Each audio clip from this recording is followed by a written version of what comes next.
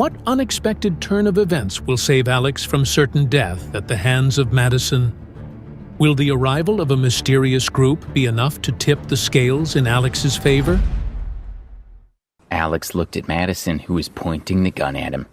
He felt depressed. I'm useless, he thought. I told Debbie I'd protect her for the rest of my life, and now I can't even avenge her. Go to hell, Maddison said with an evil grin. But just as she pulled the trigger, a bullet hit the pistol, knocking it from her hand. As a result, her shot missed Alex and hit the grass. Maddison cradled her hand in shock. What's going on? Quentin wondered if it might have been a stray bullet from one of his men, but when he looked at them, they were looking around at each other. No one knew what had happened. Quentin was shocked. Even if his men had fired, how could they have possibly hit Maddison's gun? Who was responsible? The sky became darker. Is it going to rain? Quentin wondered. Everyone raised their heads to look at the sky. When they saw what was happening, they stared in shock. 6 helicopters flew above them, carrying a huge black curtain. It was impossible to estimate the exact size of the curtain. Is this a military exercise? Someone asked. What's that curtain for? Quentin rubbed his chin as he stared at the helicopters in the sky. They looked really cool. I'm the boss of the New York underworld, he thought. I should really buy myself a helicopter. The sound of the helicopters grew louder. They stopped above Quentin and then started to descend slowly, battering everyone with the wind they created. Some of the smaller students could barely stand. Students were afraid that one of them might land and injure them, so they scattered like rabbits. Dozens of men from the Azure Dragon Society stayed put. They were the bosses of the New York underworld, and they ran from no one.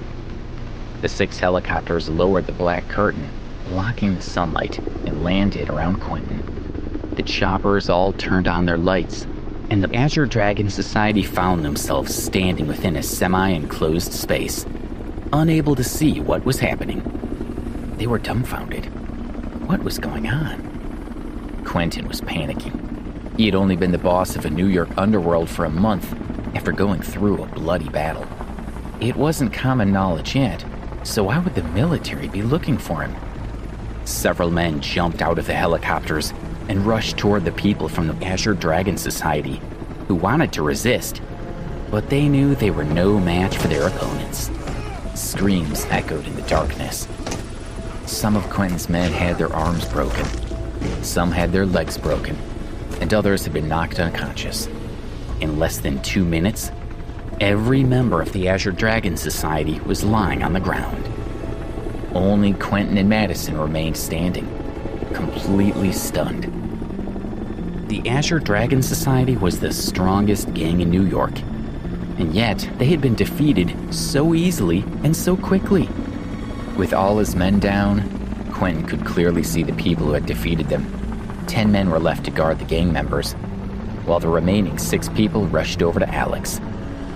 There were only 16 of them, but they had defeated 65 members of the Azure Dragon Society. The newcomers appeared to be in their 20s, and they were dressed in identical black clothes.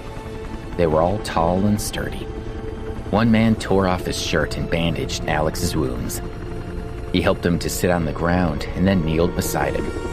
Mr. Ambrose, we're the 3rd squad of your family's security team. I'm sorry we're late. At least my family hasn't left me to die, Alex thought bitterly. His family was one of the most powerful in the world, and they would always vigorously protect their members. Each area where members of the Ambrose family lived had a security squad assigned to them. Squad 3 had only been alerted to Alex's dangerous situation a short time ago. When they had informed the Ambrose family, they'd been instructed not to interfere unless Alex's life was in danger. As a result, Squad 3 had arrived late. It's fine, Alex said. I don't blame you. All he could think about was... His gaze shot toward her without a shred of emotion. Faced with the consequences, she deeply regretted killing Debbie. She was so scared that she almost wet herself. She started to mumble, I don't want to die, please don't kill me. Mr. Ambrose, did she injure you? asked the chief of Squad 3. Before they had left, the squad had been instructed to not allow Alex to do anything rash, so that they would need to have good reason for committing murder. No, but she killed my beloved Debbie. Alex looked over at Debbie's corpse in grief. The chief frowned and signaled to one of his team members to check it out. "She's not dead," the man called as he squatted next to Debbie. "She's still breathing." "What?" Alex tried to rush to her, but 2 team members had already carried her over to him. He held his hand under her nose and felt a puff of air. His heart leaped in relief. "Quick, take her to the hospital," Alex instructed the team. He watched as they carried her onto one of the helicopters. Maddison was even more relieved than Alex. When she heard that Debbie was alive, she was so happy that she started to cry.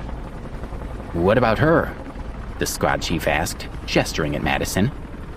Alex was so happy that he had almost forgotten about her. Maddison's heart skipped a beat. Find a way to sever her relationship with her family. If Debbie didn't die, then Maddison could be allowed to live. Maddison gaped in shock. She couldn't live on the streets. Separated from her family, she wasn't sure she would survive. She would be dead within a week. But she knew that was all the mercy Alex would show her. Alex turned his gaze on Quentin. Despite living in the underworld for so many years, Quentin was actually shivering with fear when he looked at the young man. These people have caused enough trouble. Cripple the Azure Dragon Society and prevent them from controlling the underworld. If they try to rebuild, kill them all immediately, Alex said lightly. "Yes, sir." For them, destroying the entire city's underworld was easy. Quentin didn't even dare to breathe. He was just glad that no one had hit him. The security team helped Alex into one of the helicopters, and then they all slowly rose into the air. Fortunately, their luxury cars were still there, Quentin and his men wanting to hide in them and escape. But before they reached the cars, one of the helicopters came back down and banged into the vehicles. Each one of the luxury cars became nothing more than scrap metal. "My car," Quentin thought. Quentin and his men could only run toward the university gate.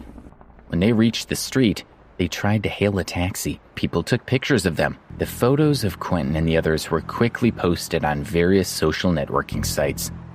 Everyone wondered why so many men had been attacked at the same time. No taxi wanted to stop for them. In the end, they could only walk the streets of New York. Wherever they went, people gawked and took pictures.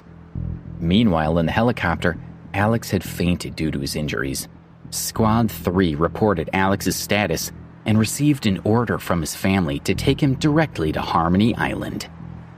As the sun began to set, the 6 helicopters streaked across the sky in formation, heading east at high speed. Will Alex's family be able to protect him from further harm, or will Quentin and the Azure Dragon Society seek revenge? What consequences will Maddison face for her actions, and will she be able to survive on her own? Please subscribe to the Pocket FM YouTube channel and press the bell icon for instant notification. Check out our channel for more such exciting shows.